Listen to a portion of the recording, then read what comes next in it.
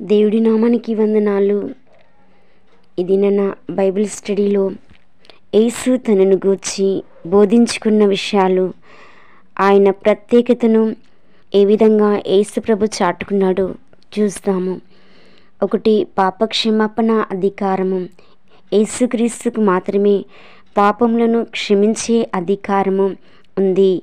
పక్షవాయు రోగి బాధపడుతున్నప్పుడు తన ఎద్దుకు వెళ్ళి నీ పాపములు క్షమింపబడినవని చెప్పినప్పుడు మార్కు సువార్త 2:10 నుండి 12 మనకి కనబడుతుంది.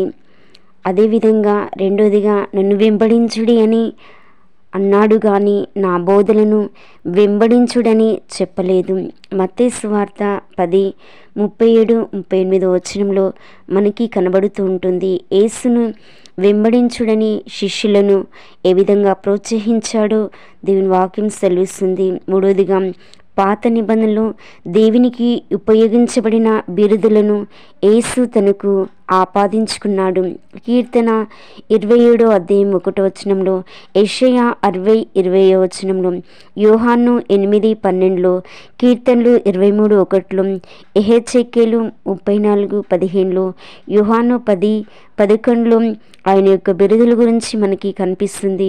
దేవునికి చెందవలసిన గౌరవాన్ని తాను యోగ్యుడని భావించాడు.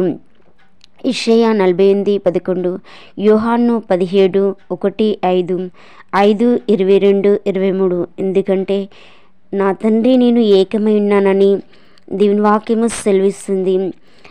ఐదవదిగా యేసు దేవునితో తనకు ప్రత్యేకమైన తండ్రి కుమారుల సంబంధం ఉన్నట్లు చెప్పాడు. మత్తయి 11:27 ఆరోదిగా తాను మానవులకు తీర్పు తీర్చేవాడని చెప్పాడు. మత్తయి 25:31 యోహాను 5:27 మనకి కనబడుతుంది.